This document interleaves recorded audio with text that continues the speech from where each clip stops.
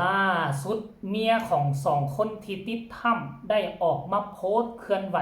ขอห้องสังคมออนไลน์ทั้งฝั่งลาวฝั่งไทยว่าให้อภัยเจ้น้อมสาเพราะเราก็ยอมรับผิดแล้วว่าสั้นเดสบายดี FC แฟนคลับทุกทานมาพบมาพ่อกันคลิปนี้มีเรื่องเล่าข้อมูลข่าวสารเกี่ยวข้องกับเจ้น้อมและกับคน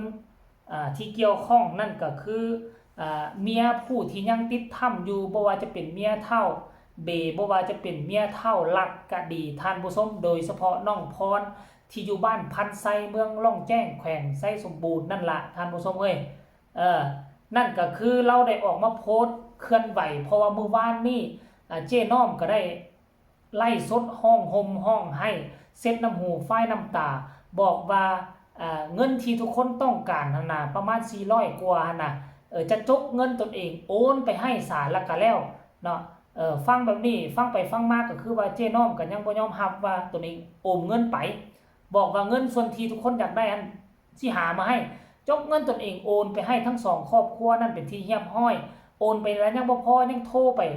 ถามถึงว่าได้รับแล้วหรือยังเนาะแล้วมื้อวานนี้ทั้งน้องพรเมียของคนติดถ้ำคนหนึ่งหั่นก็ออกมาโพสต์เคลื่อนไหวพร้อมแซ่นะตอนน้องน้อมห้องให้หั่นเพิ่นบอกอีตนเด้ว่าซั่นค่อยละเห็นเจ้าแล้วค่อยละให้น้ำเจ้าสำหรับค่อยน่ะให้ทุกคืนมาเห็นคลิปของเจ้าแล้วค่อยก็อีตนเจ้าค่อยก็ให้น้ำเจ้าอีกว่าซั่นเด้เนาะแล้วล่าสุดเมื่อประมาณ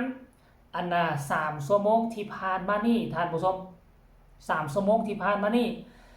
ทั้งน้องพรก็ได้ออกมาโพสต์เคลื่อนไหวเนาะพร้อมกับ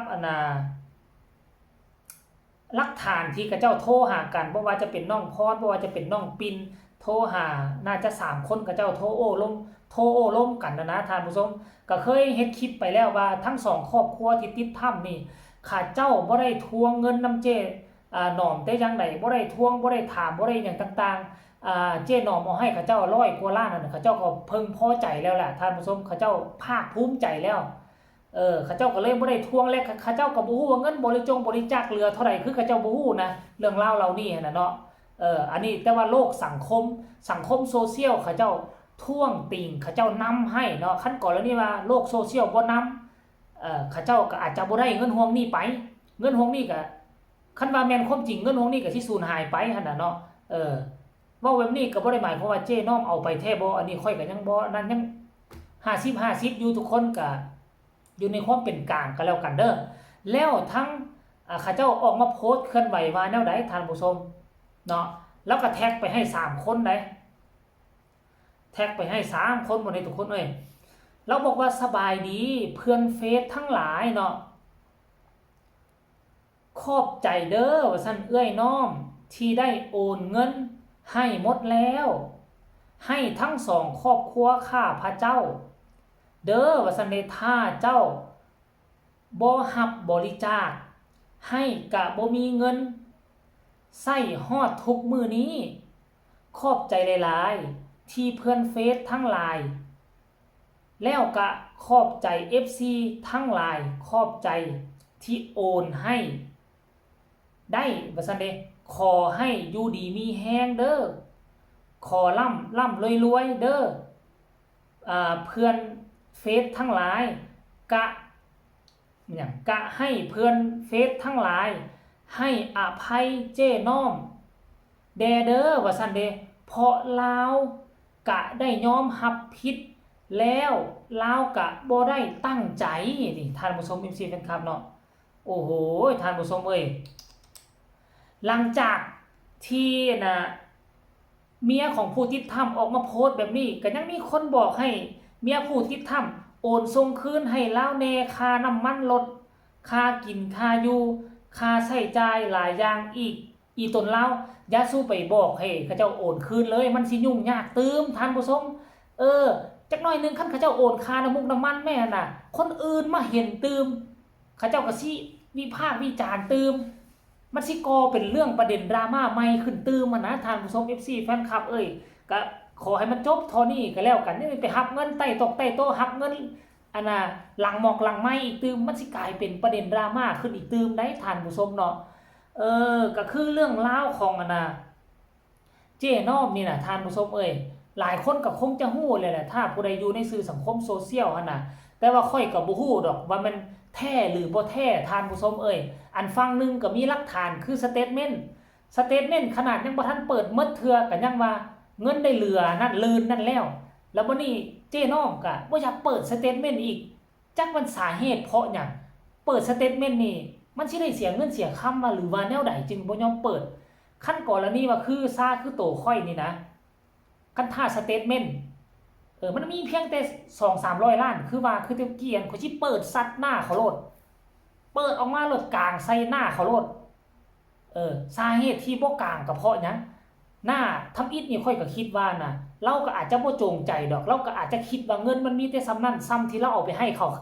ครั้งแรกคั่นแหละจนว่ามีคนมาท่วงติงแล้วมีการไปหาผู้นั้นหาอินฟลูเอนเซอร์ผู้นี้มาเปิดเบิ่งอ้าวเงินเข้ามันหลายกว่านี้แท้ได้น้องแล้วก็เลยบ่อยากเปิดคันเปิดมานี่มันความจริงว่าเงินมันเข้าหลายกว่านั้นมันจริงจะเฮ็ดให้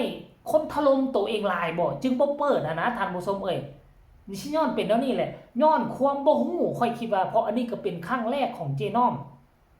อาจจะย้อนความบ่ฮู้ของเราหั่นแหละบ่เคยเฮ็ดบ่มีประสบการณ์ก็เลยว่าบ่ฮู้เงินเข้าเงินมาเท่าใดแท้หั่นน่ะมันเลยสับสนปนเปเพราะบัญชีมันร่วมกันสับสนปนเปมันก็เลยเฮ็ดให้เป็นแนวนี้เราอาจจะบ่มีความตั้งใจก็เป็นไปได้เด้อท่านผู้ชมอาจจะมีความตั้งใจอาจจะบ่ได้ตั้งใจแต่ค่อยก็บ่ได้หมายความว่าเราจะเฮ็ดเราบ่เฮ็ดนะอันนี้ก็คือเราอาจจะบ่ได้ตั้งใจหรืออาจจะจงใจอาจจะมี2อย่างนํกันนี่แหละท่านผู้ชมสรุปรวมแล้วก็เอาเป็นว่าขั้นก่อนเลยนี่ว่าเราบ่เปิด2ครอบครัวนั่นก็อาจจะบ่มีเงิน100 ล้านอาจจะบ่มีเงิน50 ล้านอยู่ในกระเป๋าเนาะความดีเราก็มีแม่นได้คันถ้าเราบ่เปิดนี่ครอบครัวน้องพรก็สิมีแต่เฮือนกับเงินเล็กๆน้อยๆที่เหลือจากนั้นเขาจะเอาให้ก็สิ10-20 ล้านเห็นบ่ล่ะน้องปิ่นก็สิกลับบ้านอาจจะบ่มีเงินจ้างรถกลับบ้านโดยซ้ำไปก็ย้อนว่าเจ้น้องเป็นจุดเริ่มต้นความดีก็มีแล้วก็สิ่งใดที่บ่ดีสิ่งใดมันบ่ถูกบ่ต้องก็โลกโซเชียลก็สร้างก็สอนไปแล้วมันก็ถูกต้องแล้วเด้มันก็ถูกต้องแล้วเจ้น้องก็ย้อนรับแล้วท่านผู้ชมก็หวังว่าเรื่องราวเหล่านี้จะเป็นอุทาหรณ์สอนใจ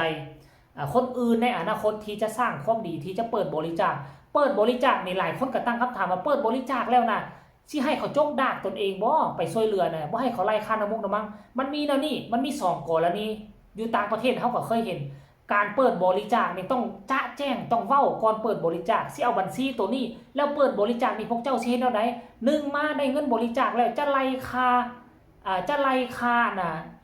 ลุยเฮียนไล่ค่าน้ำมุกน้ำมันไล่ค่าใช้จ่ายออกหมดเหลือแล้วจะเอาให้เขาก็ให้เว้า